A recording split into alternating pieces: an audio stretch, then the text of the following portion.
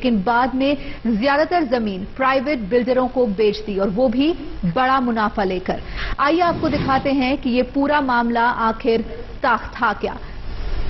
तो बाबा रामदेव पर एक बार फिर सवाल उठ रहे हैं कि योगपीठ के नाम पर क्या यहां कारोबार हो रहा था। मामला इस बार नेपाल में जमीन खरीदने का है, जहां पर बड़ी जमीन का एक बड़ा टुकड़ा खरीदा गया, पहले पतंजलि योगपीठ के नाम पर और बाद में उसको प्राइवेट बिल्डरों को बेच दिया गया, वो भी एक बड़ा मुनाफा लेकर।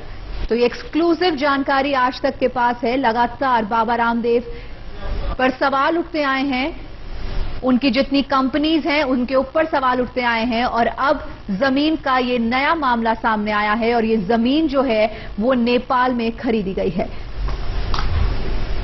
कई लाख स्क्वायर फीट जमीन को योग संस्थान के नाम पर 5 साल पहले खरीदा गया था, लेकिन बाद में इस जमीन के ज्यादातर हिस्से को प्राइवेट बिल्डरों को बेच दिया गया और सबसे बड़ी बात यहां पर यह है कि एक बड़ा मुनाफा लेकर इस जमीन को प्राइवेट बिल्डर्स को बेचा गया। तो बाबा रामदेव का अनशन खत्म हो चुका है, फिलहाल वो अस्पताल में ही हैं, ऑरेंज जूस पी रहे हैं। उनकी तबीयत कहा जा रहा है पहले से काफी बेहतर है, लेकिन जो उन पे आरोप लग रहे हैं, जो सवाल उठ रहे हैं, उनका सिलसिला फिलहाल नहीं थमा है और इस सब में एक नई कड़ी है आज तक के पास ये एक्सक्लूसिव जानकारी कि नेपाल में कई लाख स्क्वायर फीट जमीन को योग संस्थान के नाम पर 5 साल पहले खरीदा गया, लेकिन बाद में उसे प्राइवेट बिल्डरों को बेच दिया गया बड़ा मुनाफा पर।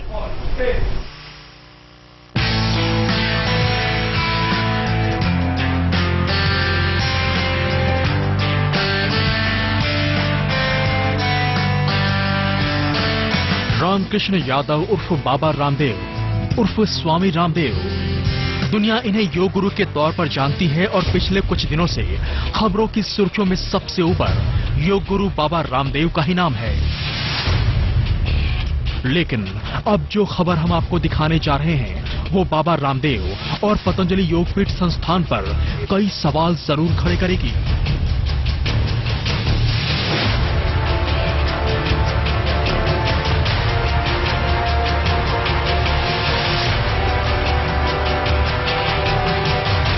जिस हरे भरे खूबसूरत पहाड़ी जमीन को आप अपने टीवी स्क्रीन पर देख रहे हैं वो नेपाल के कावरे पालनचोक जिले के सांगा गांव का इलाका है, जो काठमांडू से सिर्फ 25 किलोमीटर की दूरी पर है। लेकिन खास जानकारी यह है कि इसका काफी बड़ा हिस्सा अभी भी पतंजलि योगपीठ और आयुर्वेद कंपनी के जिम्मे है।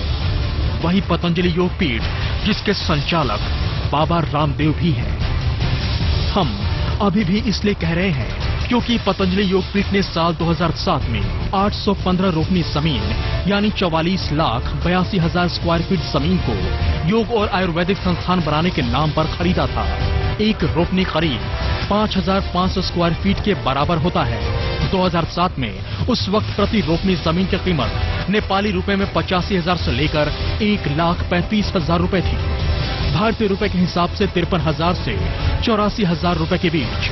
लेकिन पतंजलि योगपीठ पर आरोप है कि उसने पिछले 1 साल के दौरान 500 रोपनी जमीन यानी 27,50,000 स्क्वायर फीट जमीन प्राइवेट बिल्डरों को बेहद महंगी कीमत पर बेच दी है।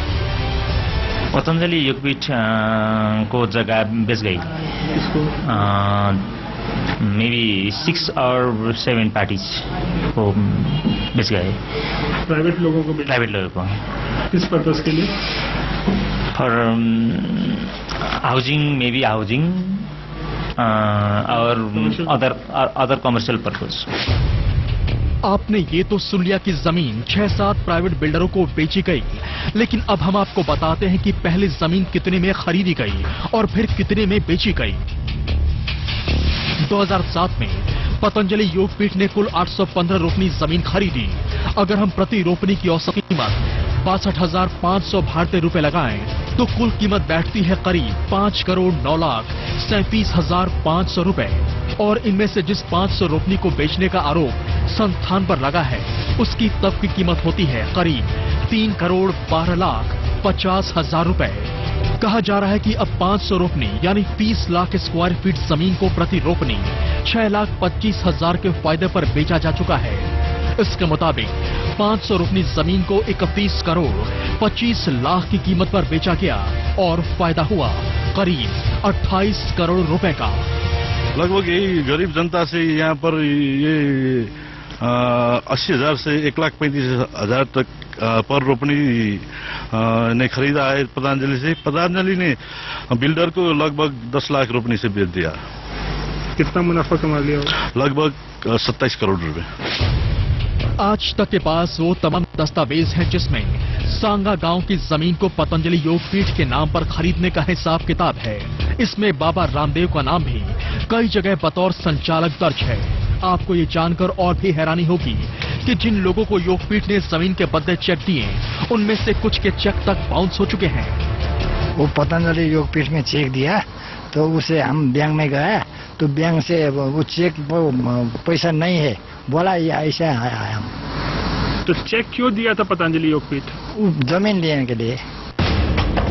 हम आपको ये भी बता दें कि नेपाल के जमीन बिक्री कानून अधिनियम के तहत इतने बड़े इलाके की जमीन को खरीदना मुमकिन नहीं है, लेकिन इसके लिए नेपाल सरकार ने बाकायदा एक विशेष प्रस्ताव पारित करके इसे पतंजलि योगपीठ के लिए मुमकिन बनाया। यहाँ सवालों के घेरे में नेपाल सरकार भी है। कांग्रेस भी रामदेव पर शुरू से धोखाधड़ी और जालसाजी के आरोप लगाती आ रही है। इन्होंने किसको नहीं ठगा? शुरुआत की